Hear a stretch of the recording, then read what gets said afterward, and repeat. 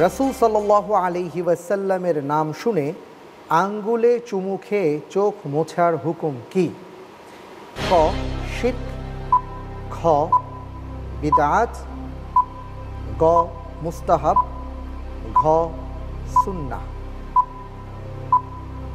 বুঝে শুনে উত্তর দেবেন। আমরা অনেককেই দেখে থাকি যারা এই কাজটি করে থাকেন। এটা আসলে কি? সুন্নাহ, মুস্তাহাব, বিদআত না শিরক? আমি বিশেষজ্ঞ প্যানেলের সহযোগিতা চাচ্ছি।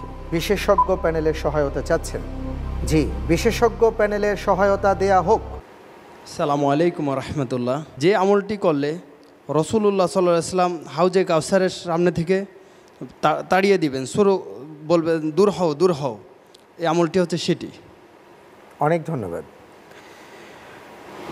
আমরা তার কাছ থেকে একটি হাদিস শুনলাম, যে হাদিসের মধ্যে এসছে, লম্বা একটি হাদিস, যে রাসূল সাল্লাল্লাহু আলাইহি সাল্লামের কাছে কিছু ব্যক্তি আসবেন হাউজে কাউসারের পানি পান করার জন্য, তিনি তাদেরকে দূর করে দেবেন।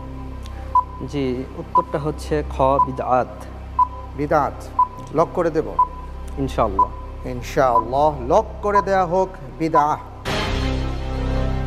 আপনি যে উত্তরটি দিয়েছেন, উত্তরটি সঠিক হয়েছে।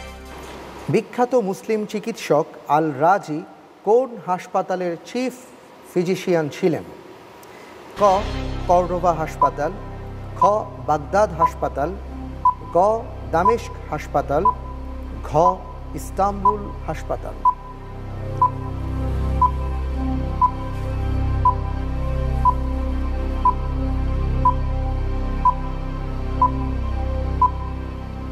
উত্তর হচ্ছে খ বাগদাদ হাসপাতাল। বাগদাদ হাসপাতাল। আমরা কি লক করে দেব? ইনশাআল্লাহ। বুঝে শুনে বলছেন? ইনশাআল্লাহ। লক করে দেয়া হোক খ বাগদাদ হাসপাতাল।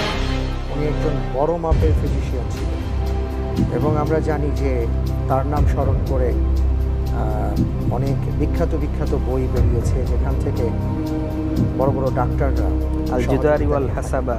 জি, তো আলহামদুলিল্লাহ আপনি যে উত্তরটি দিয়েছেন, এখন আমি দেখব উত্তরটি সঠিক কিনা। আমি দেখতে পাচ্ছি উত্তরটি সঠিক হয়ে। জিবরাইল আলাইহিস সালামের নাম কোরআনে কতবার এসেছে? ক 2 বার, খ 3 বার, গ 5 বার, ঘ 7 বার।